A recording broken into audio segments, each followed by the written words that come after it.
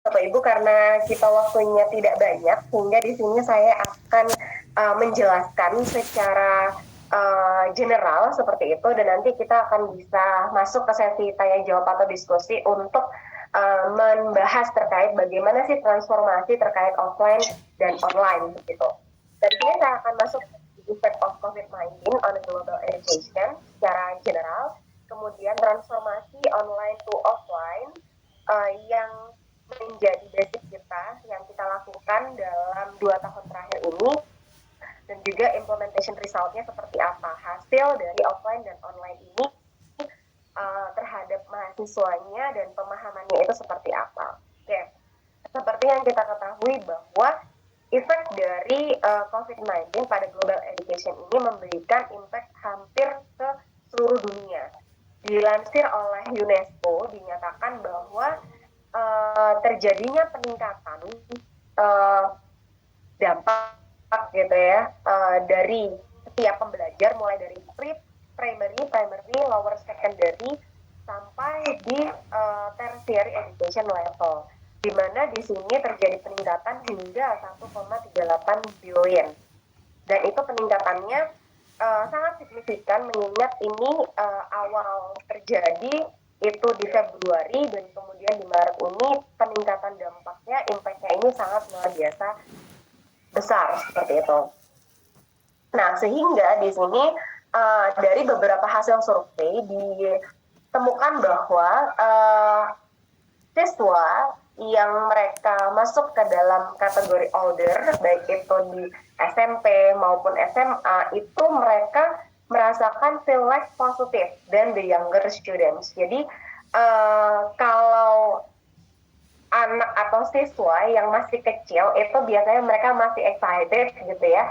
Namun saat siswa ini sudah 13 tahun ke atas atau 11 tahun ke atas, itu biasanya mereka sudah agak malas-malasan seperti itu. Sehingga ini menjadi sebuah tantangan gitu ya, bagaimana kita bisa menyajikan sebuah pendidikan berbasis online, namun ini juga bisa tetap menjadi satu hal yang penting gitu bagi siswa untuk dia tetap memiliki positive vibes gitu saat mereka melakukan proses pembelajarannya.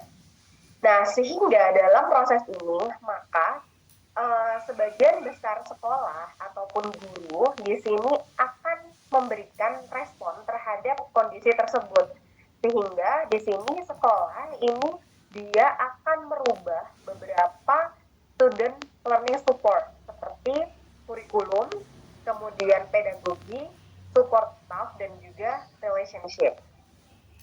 Nah, dari beberapa hal tersebut, di sini akan dijelaskan bahwa sekolah itu beradaptasi dengan adanya kondisi ini. Di mana pada kondisi ini terkait dengan kurikulum yang pasti mereka akan sedikit switching gitu ya.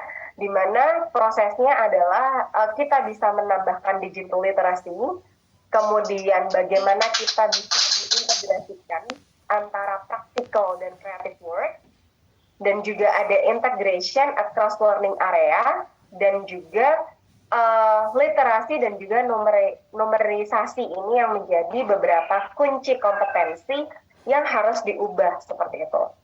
Nah, selain dari aspek kurikulum, di sini juga ada hal terkait dengan pedagogi, di mana pada proses pedagogi ini guru harus melakukan transformasi dalam proses mengajar gitu ya. Sebelumnya kita di kelas berinteraksi dengan mahasiswa, maka dalam kondisi pandemi ini kita harus memutar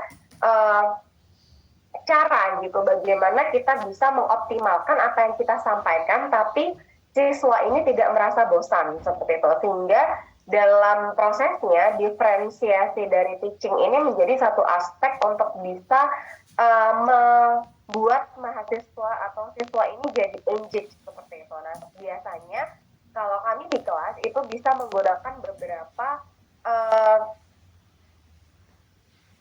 aplikasi seperti itu. Biasanya kita menggunakan Miro, di mana di situ nanti mahasiswa itu bisa membuat catatan atau whiteboard-nya masing-masing gitu, dan kemudian bisa dipresentasikan untuk dilihat bersama-sama. Kemudian di sini terkait dengan flip classroom. Nah ini, jadi di sini untuk proses kita melakukan online learning itu tidak bisa seluruh dosen itu take part dalam proses pembelajaran. Contohnya kalau di kami satu mata kuliah itu biasanya 3 SKS, di mana durasi waktunya ada 150 menit.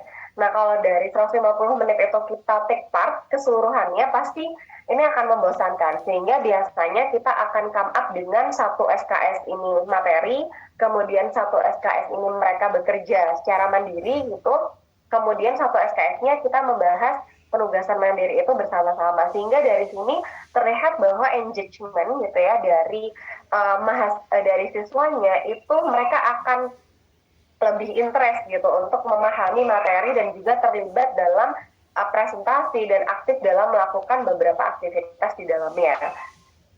Kemudian yang paling penting dalam proses ini gitu ya, bahwa kita membutuhkan support staff gitu ya, di mana staff ini bisa melakukan learning support coordination, kemudian resource teacher seperti learning dan juga behaviornya, serta juga memberikan konselor. Karena ada beberapa kondisi di mana perubahan dari offline ke online ini menyebabkan siswa merasa dia dalam kondisi yang merasa sendiri gitu. Yang sebelumnya mungkin mereka bisa mengerjakan tugas-tugasnya itu bersama-sama dengan teman-temannya, namun saat pada kondisi pandemi online maka dia harus menyelesaikan sendiri, sehingga perlu yang dilakukan konselor gitu ya untuk mereka bisa dalam kondisi mentalnya ini juga baik-baik saja seperti itu. Karena dengan adanya pandemi COVID ini,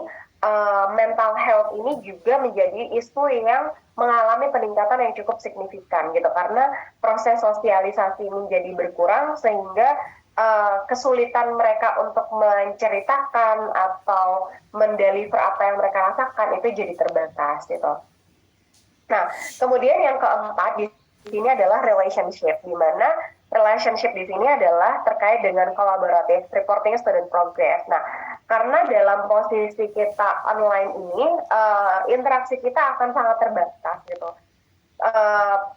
Kita melihat siswa itu paham ataupun tidak itu hanya dari layar kita masing-masing. Sehingga yang paling penting di sini adalah bagaimana kita selalu memberikan feedback dan juga report terhadap student progress gitu. Mulai dari learning experience-nya seperti apa dan juga bagaimana kita berinteraksi dengan orang tua gitu untuk juga sama-sama melakukan improvement dan juga student goal setting-nya seperti apa. Nah, sekarang dari proses kondisi yang tadi, kondisi pandemi ini merubah keseluruhan gitu ya, pembelajaran kita menjadi daring atau online education. Sehingga di sini orang tua pun diminta untuk aktif berperan menemani putra-putrinya gitu ya dalam proses mereka melakukan pembelajaran. Nah, di sini saya akan mulai menjelaskan terkait dengan offline to online praktikum. Nah, salah satu yang akan saya bahas di sini ada 2 modul praktikum yang kami selenggarakan di lab kami, yaitu modul yang pertama adalah antropometri. Nah, antropometri ini, Bapak Ibu sekalian, adalah salah satu praktikum di mana mereka mahasiswa harus mengukur seluruh dimensi tubuh yang ada di tubuh manusia. Contoh di sini mungkin kita bisa lihat bahwa di sini D1. D1 ini berarti siswa harus mengukur dimensi tubuh tinggi manusia gitu. Jadi dengan D1 itu mengukur dari atas kepala sampai kaki ke bawah. Terus kemudian D2 di sini mengukur dari mata ke bawah seperti itu. Nah, di sini total dari dimensi yang harus diukur ini totalnya adalah 36 dimensi, sehingga keseluruhan dari dimensi tubuh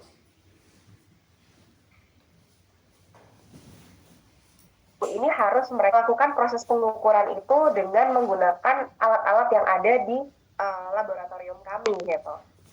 Nah, di sini sedikit saya menjelaskan terkait dengan antropometri yang tadi sedikit sudah saya singgung ya, terkait antropometri ini adalah studi yang berfokus pada pengukuran dimensi tubuh manusia. Gitu. Nah, tujuannya dimensi tubuh manusia ini diukur adalah sebagai dasar untuk kita melakukan perancangan stasiun kerja, fasilitas kerja, dan juga desain produk. Gitu. Nah, di sini dimensi yang harus diukur adalah 36 dimensi tubuh dan juga 14 dimensi kepala. Nah, berikut mungkin saya lupa tadi share-nya, saya coba sebentar, saya share kembali karena ada suaranya.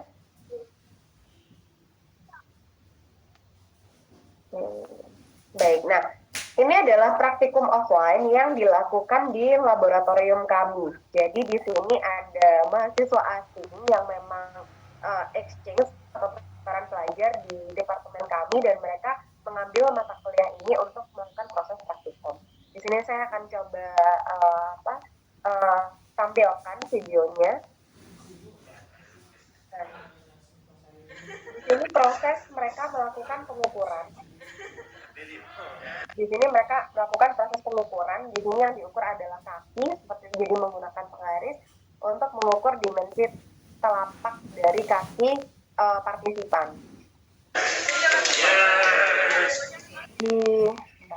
Di bagian selanjutnya, dalam video ini juga di bagian selanjutnya,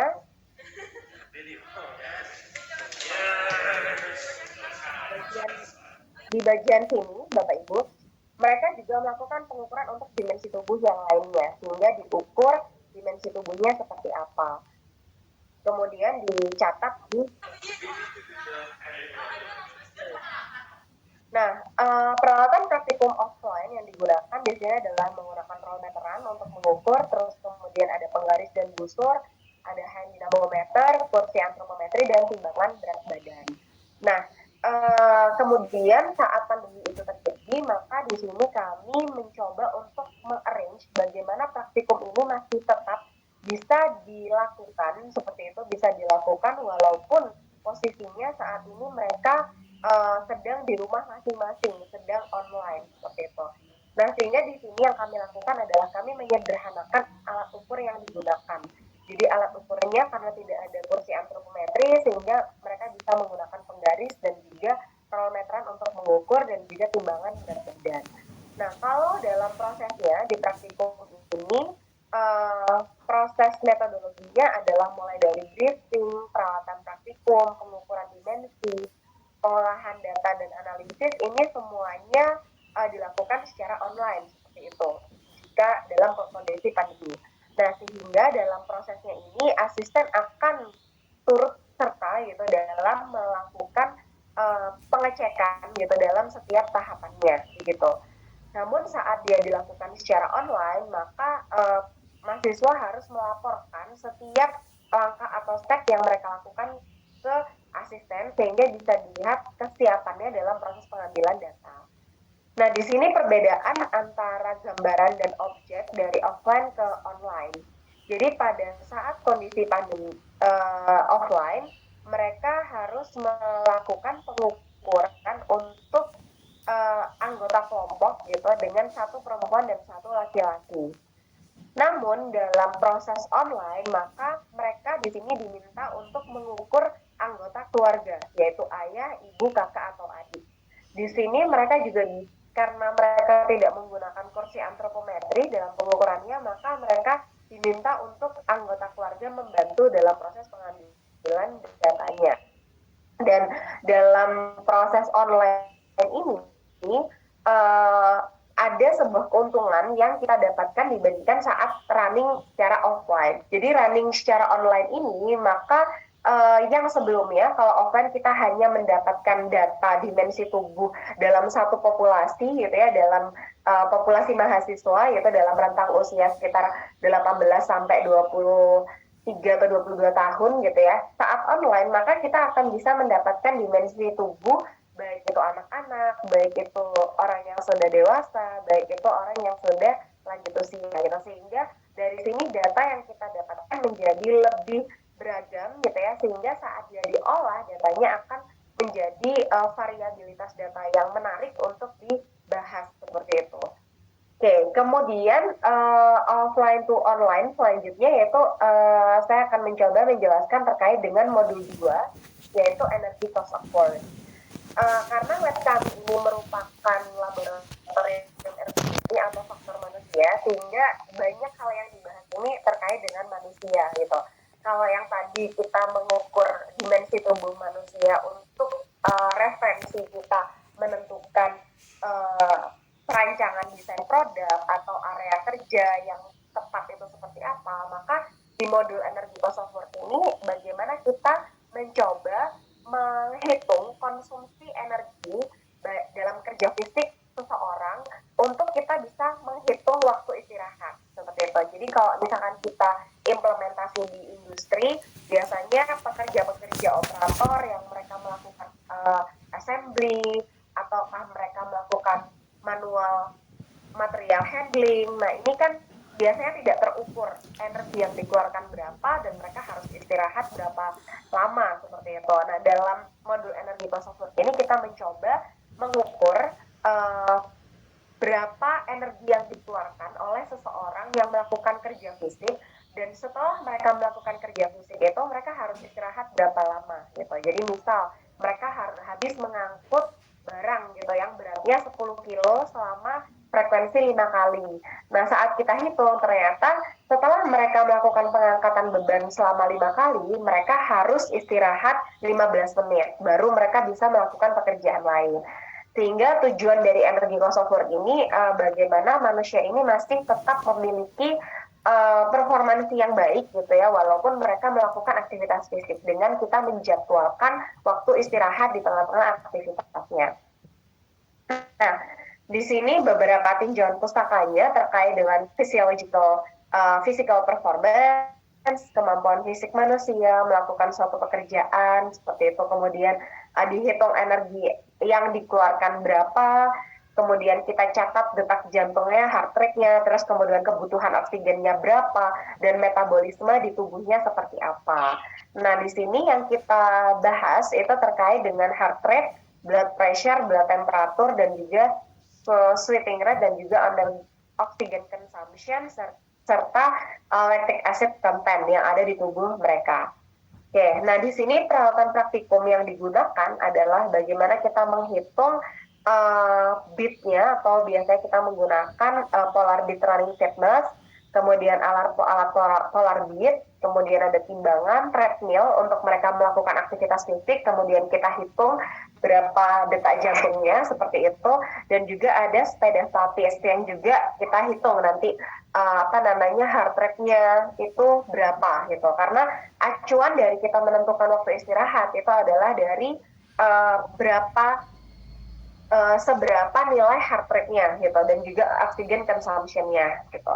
Nah, stopwatch ini untuk kita mengukur kalau misalkan katakanlah harus treadmill selama 5 menit, harus stationary bike selama 3 menit. Nah, ini stopwatch itu digunakan untuk mengukur aktivitasnya berapa lama seperti itu. Nah, ini kita lakukan peralatan praktikum yang ada di laboratorium kami yang kita running secara offline. Nah, kemudian saat kita harus change ini ke online, maka kita menggunakan beberapa eliminasi alat seperti itu.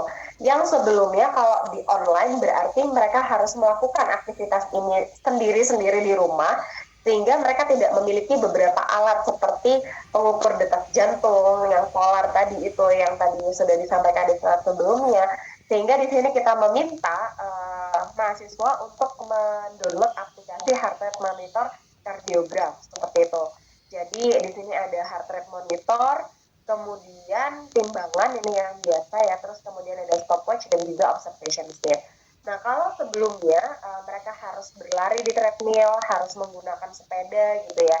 Nah, karena itu pastinya tidak dimiliki oleh semua siswa gitu ya, maka di sini kami menggunakan salah satu aplikasi atau 7-minute workout, di mana nanti siswa diminta untuk mengikuti apa saja yang dilakukan dari aktivitas fisik dari app tersebut. Nah, kemudian kita menghitung detak jantungnya, dan juga kemudian kita bisa menganalisa waktu istirahat yang dibutuhkan itu berapa lama seperti itu. Nah, sehingga metodologi dari praktikumnya di sini tidak terlalu banyak berubah dari offline ke online, hanya proses pengambilan datanya yang berbeda gitu. Karena yang sebelumnya kita menggunakan treadmill dan juga sepeda statis, namun dalam posisi kita melakukan praktikum secara online, maka mereka harus menggunakan aplikasi untuk membantu mereka melakukan workout sehingga nanti bisa ditemukan hasilnya.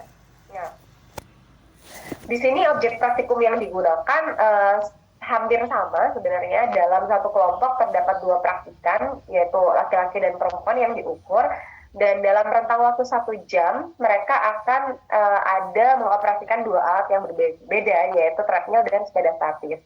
Dan saat online mereka menggunakan hasil rekapitulasi dari workout yang ada di aplikasi ya. Tadi 7-minute workout. Nah, di situ mereka bisa menggunakan hasil dari history dari aplikasi tersebut untuk memasukkan ke dalam sheet yang sudah disediakan. Dan ada beberapa variasi yaitu terkait dengan praktikum secara online, yaitu sepeda statis dan juga treadmill. Saat online maka mereka bisa meningkatkan dari tingkat kesulitannya, baik itu secara pemula, terus kemudian beginner, terus kemudian middle ataupun dia expert, sehingga nanti kita bisa melihat perbedaannya seperti apa.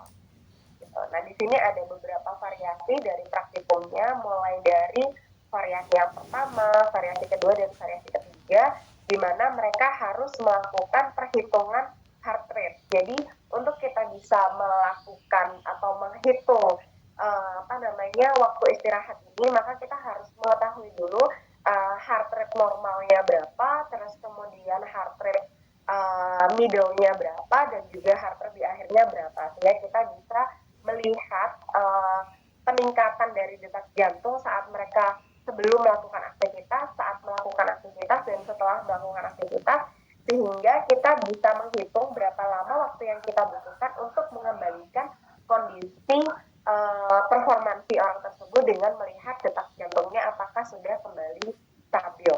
Seperti itu.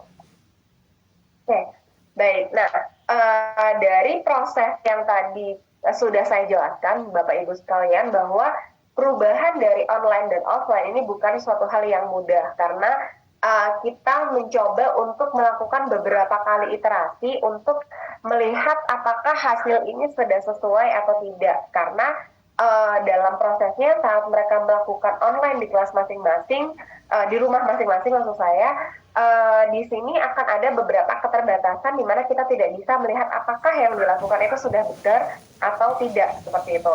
Nah, sehingga di sini perlu dilakukan yang namanya maintain the quality of the practicum result. Jadi bagaimana kita harus memaintain saat mereka melakukan praktikum secara offline dan praktikum secara online, ini harapannya hasilnya ini tidak terlalu berbeda, sangat signifikan atau jauh gitu. Nah, di sini yang kita temukan dalam proses transformasi ini adalah perbedaan antara offline dan online ini sebenarnya tidak berbeda jauh gitu. Karena dalam prosesnya di sini kami memiliki tim asisten, di mana asisten ini satu kelas. Nah, mereka akan menanyakan progres pendampingan dari praktikumnya. Apakah proses pengambilan datanya ada kesulitan, apakah ada trouble, dan lain sebagainya. Nah, karena proses inilah membuat transfer dari informasinya ini tidak terlalu terhambat seperti itu. Sehingga kita bisa melihat pergerakan atau progres mereka, apakah dalam proses praktikum itu mereka mengalami kendala atau tidak. Sehingga di sini peranan dari asisten ini sangat krusial gitu ya, untuk bisa melihat apa kelemahan-kelemahan yang ada. Nah, dari informasi asisten tersebut nanti akan disampaikan ke tim dosen gitu ya, sehingga nanti kita akan mencoba untuk mencari problem solving dari permasalahan-permasalahan yang mungkin muncul gitu di lapangan gitu, terkait dengan praktikum online yang dilakukan masing-masing oleh mahasiswa di rumah gitu. Dan penyesuaian pemahaman untuk praktikum secara online ini memang membutuhkan waktu yang lebih lama dibandingkan dengan offline. Di sini karena keterbatasan dari interaksi yang ada gitu, sehingga di sini biasanya dari dosen ini akan melakukan semacam penjelasan gitu sebelum asisten melakukan briefing. Jadi biasanya di kami sebelum mahasiswa ini melakukan eksperimen gitu, maka seminggu atau 2 minggu sebelumnya kita akan membahas terkait dengan teori atau dasar atau knowledge gitu ya terkait dengan praktikum yang akan mereka lakukan gitu, sehingga dari situ mereka sudah punya gambaran terkait dengan apa yang akan mereka lakukan gitu ya, ditambah dengan briefing yang diberikan oleh asisten, sehingga mereka akan bisa melakukan eksperimen itu dengan baik gitu. Kemudian yang ketiga adalah di sini asisten akan memberikan feedback terkait dengan hasil praktikum, di mana di sini mereka diharuskan melakukan asistensi itu minimal 2 kali gitu, di mana dalam prosesnya nanti asisten akan memberikan feedback apakah datanya ini sudah tepat ataukah datanya ini masih kurang gitu, ataukah ada kesalahan dalam perhitungan, sehingga di sini jika ditemukan adanya perbedaan yang signifikan, maka mahasiswa harus mengulang kembali pengambilan data praktikum gitu. Karena kalau misalkan data ini sudah tidak signifikan atau mungkin perbedaannya cukup jauh, maka saat kita nanti melakukan proses statistik gitu ya, perhitungan statistik, maka data ini akan termasuk ke dalam data yang outlier atau data yang harus dibuang. Sehingga salah satu cara untuk mengantisipasi itu adalah mereka harus melakukan pengambilan data praktikum kembali untuk memastikan bahwa data yang sudah diambil ini sudah tepat. Nah, kemudian dari proses untuk kita menjaga kualitas dari praktikumnya ini sendiri, di sini di setiap akhir semester, jadi kalau di ITS itu total kita ada 16 kali pertemuan, Bapak Ibu. Jadi di tengah semester di minggu ke-8 ini ada mid exam atau UTS gitu ya, dan di minggu ke-16 ini biasanya kita gunakan sebagai final exam atau UAS gitu ya. Nah, di minggu ke-15 sebelum UAS ini biasanya kita akan melakukan review praktikum. Jadi kita bertanya terkait dengan keseluruhan modul-modul yang sudah dibahas. Kalau di kami di ergonomi itu ada 4 modul, namun di sini tadi saya hanya mencontohkan 2. Nah, itu kita review dari masing-masing modulnya itu mana yang mereka masih kurang pemahamannya, mana yang sudah cukup. Nah, biasanya kita akan memberikan refreshment kembali gitu di minggu ke-15. Sehingga harapannya dalam proses ini mahasiswa tetap mendapatkan insight dan juga pemahaman yang sama gitu ya, walaupun mereka menjalankan praktikum secara online. Namun memang harus dipahami bahwa dalam proses kita menjalankan secara online itu adalah kunci dari kita menjaga engagement gitu ya, menjaga bahwa mahasiswa tetap memiliki kewajiban untuk menyelesaikan semua prosesnya dengan baik, itu harus disertai dengan feedback-feedback yang memang harus diberikan ke mereka. Karena kalau misalkan tidak memberikan feedback ke mereka, maka kemungkinannya akan kesulitan gitu bagi mereka untuk bisa menyelesaikan atau memahami materi secara utuh gitu. Karena kalau misalkan kita tidak memberikan sebuah pekerjaan ataupun praktikum, biasanya mereka tidak akan membekas gitu ya di ingatan mereka gitu, sehingga perlu dengan adanya praktikum ini juga bisa membuat mereka lebih memahami materi yang ada dan juga mengetahui implikasinya gitu. Jadi kenapa sih kita harus belajar teori ini gitu? Karena implikasinya ternyata dia bisa dimanfaatkan di dunia kerja untuk menghitung waktu kerja, waktu istirahat misalnya seperti itu. Kenapa kita harus mengukur dimensi tubuh manusia? Karena bagaimana kita bisa membuat desain produk yang sesuai dengan dimensi tubuh manusia kalau kita tidak mengukur dimensi tubuh manusia yang ada. Sehingga dengan adanya rasionalisasi seperti itu membuat siswa ini juga akan mengetahui gitu bahwa teori ini ternyata implikasinya ini saat di dunia kerja nanti bisa diimplementasikan seperti ini. Sehingga itu yang penting dari dasar praktikum yang memang harus dipahami oleh mahasiswa ataupun siswa yang memang sedang mengambil mata kuliah atau mata pelajaran tersebut ya, seperti itu. Baik, begitu Bapak Ibu yang bisa saya sampaikan. Karena waktunya terbatas, sehingga saya mencoba untuk menjelaskan secara singkat dan padat, dan masih punya waktu, sehingga nanti kita bisa berdiskusi seperti itu untuk membahas apa yang menjadi hal-hal yang ingin ditanyakan oleh Bapak Ibu sekalian. Oke, baik. Ini langsung saya atau ada dari MC, Mbak? Langsung saya ya? Baik Ibu, terima kasih banyak atas materinya. Tadi sangat menginspirasi ya Bu, menambah wawasan. Nah mungkin kita karena masih ada sisa waktu Ibu, kita boleh Q&A sebentar Ibu?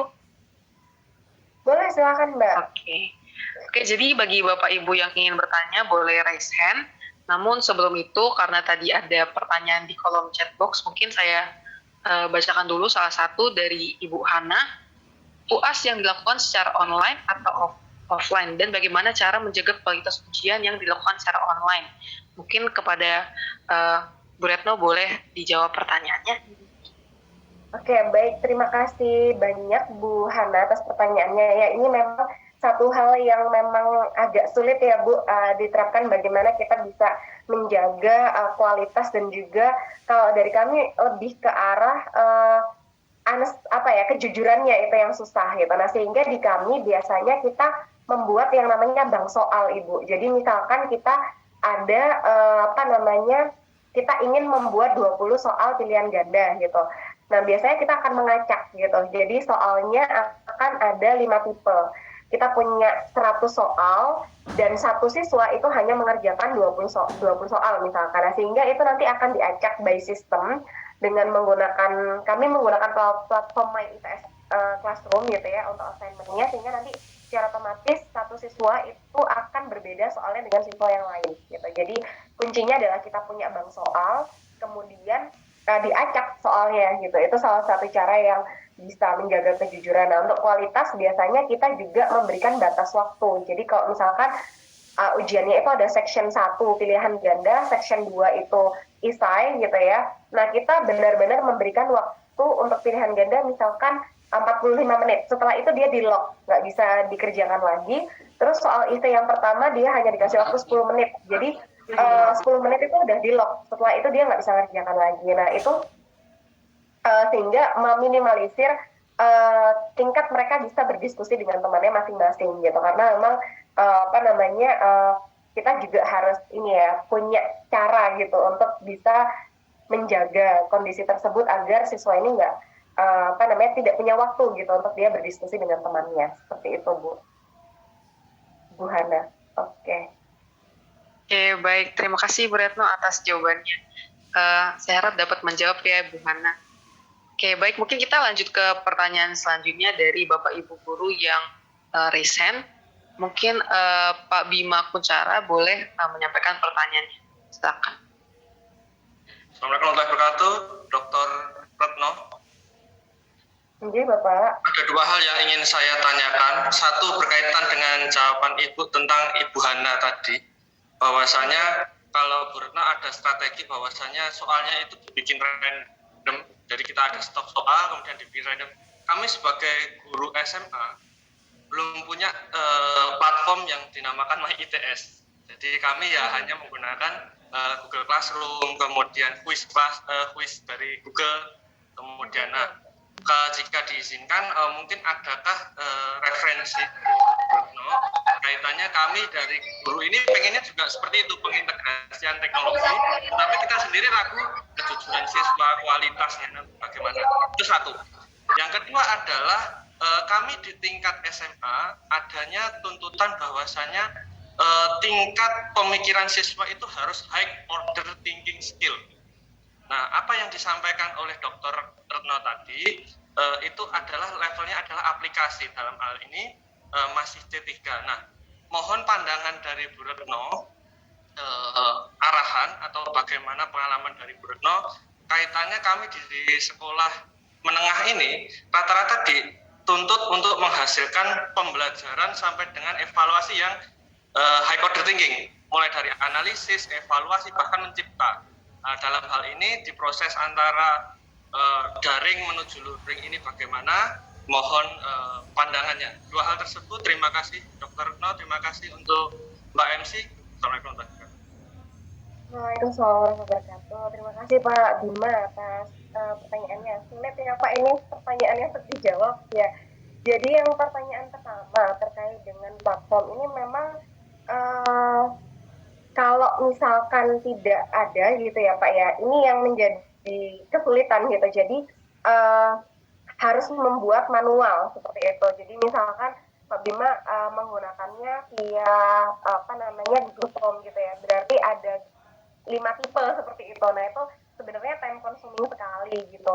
Nah kalau saran saya Pak, karena ini memang dia sebuah aplikasi yang memang nanti dia secara utuh bisa merandom soal seperti itu. Jadi sampai saat ini sebenarnya saya belum punya referensi gitu yang bisa sampai dia membuat bank soal itu acak gitu.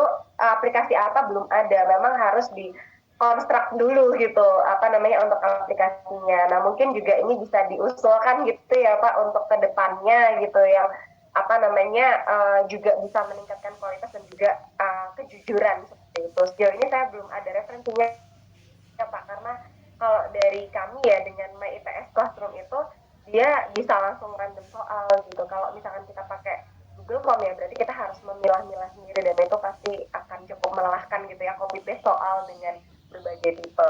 Oke, baik. Terus kemudian untuk pertanyaan yang kedua, kalau di pertanyaan yang kedua tadi sebenarnya kalau di kami level dari mahasiswa S1 ini mereka sebenarnya di akhir itu biasanya punya project gitu, di mana project ini itu bermacam-macam. Ada project yang mereka membantu UMKM untuk menyelesaikan permasalahannya dengan membuat alat gitu ya, atau mereka ke UMKM untuk membuat sebuah standard operation dalam proses pengerjaan atau dalam proses mereka melakukan aktivitas gitu. Nah, memang mungkin tantangannya cukup sulit gitu ya untuk kita memaksa gitu ya, atau minta siswa SMA ini untuk berpikir pada level setinggi itu gitu ya, karena kan sebenarnya dalam proses mereka ini mereka mengetahui gitu ya teori, terus kemudian aplikasinya seperti apa, belum sampai pada tahap mereka harus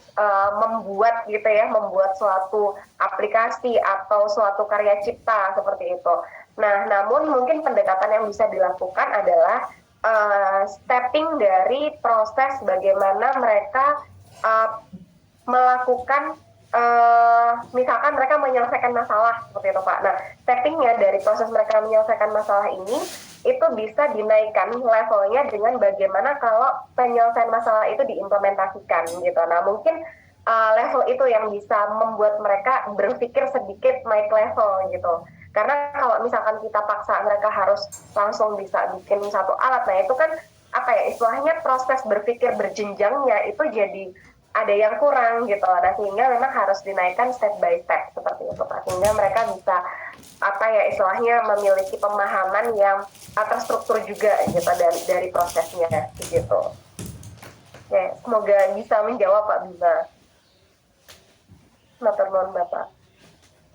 Baik, apakah telah menjawab Pak? Alhamdulillah cukup menjawab. Terima kasih Dr. Retno. Baik, terima kasih Bapak atas pertanyaannya. Terima kasih juga Ibu Retno. Mungkin kita akan ambil satu pertanyaan lagi dari Bapak Agus Widayoko. Boleh menyampaikan pertanyaannya, Pak? Silakan. Baik, Assalamualaikum warahmatullahi wabarakatuh. Terima kasih untuk kesempatan untuk pertanyaannya. Jadi tertarik terkait tentang yang disampaikan oleh Bu Retno tentang digital literasi. Kita tahu bahwa setiap anak, kalau saya kan di SMA, kalau di SMA itu kan literasi digitalnya setiap anak itu bahkan di mahasiswa pun juga berbeda-beda seperti itu. Tadi diberikan contoh juga terkait tentang praktikum online dan offline. Yang saya ingin tanyakan adalah saya ada kasus seperti ini. Misal ada anak si A itu dia pinter fisika, kemudian si B ini editing videonya itu bagus seperti itu, dan mereka sama-sama mendapatkan tugas untuk melakukan praktikum fisika yang harus diupload dalam bentuk video.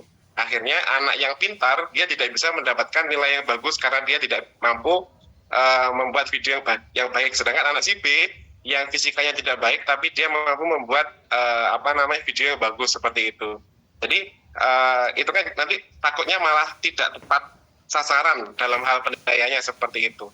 Mungkin ada strategi dari Bu Retno untuk hal yang semacam itu. Terima kasih. Baik, terima kasih banyak Pak Agus Widayoko atas pertanyaannya Bapak. Jadi memang terkait dengan digital literasi ini kan posisinya dalam kondisi pandemi ini kita dipaksa ya Pak ya. Jadi yang awalnya kita mungkin sudah tahu, oke, ini kita sudah bergerak ke arah VUCA, kita digitalisasi, namun mungkin kita berjalannya masih santai gitu. Nah, tapi di saat kondisi pandemi, kita dipaksa untuk berlari seperti itu. Sehingga dalam proses online ini pun mungkin tidak hanya guru-guru ya yang mengalami kesulitan, kami pun dari dosen juga mengalami kesulitan Pak. Sehingga waktu itu sempat saat setelah lockdown itu diumumkan kita 1 minggu itu off gitu. Karena kita mau memperbaiki sistem itu dulu gitu. Jadi kita harus tahu sistem itu dulu, kita off 1 minggu tidak ada perkuliahan, kita belajar di situ, nah baru setelah seminggu itu baru kita running gitu untuk online-nya gitu. Nah benar seperti yang tadi Pak Agus sampaikan bahwa di mahasiswa pun juga sama, digital literasinya itu juga tidak semuanya itu merata seperti itu Pak. Sehingga dari proses ini memang di awal 1 semester berjalan itu kita mengalami kesulitan gitu. Nah, setelah itu kami membuat yang namanya pelatihan atau upgrading gitu ya untuk mahasiswa terkait dengan digital literasi gitu. Jadi kita memberikan wawasan mereka gitu, bagaimana kita bisa memanfaatkan banyak sekali online platform gitu ya, bagaimana kita bisa bekerja sama gitu walaupun kita berjauhan dengan menggunakan platform yang lain gitu, sehingga kita bisa mengefektifkan kerja kita gitu. Nah, sehingga dalam proses upgrading yang kita lakukan itu Pak, kita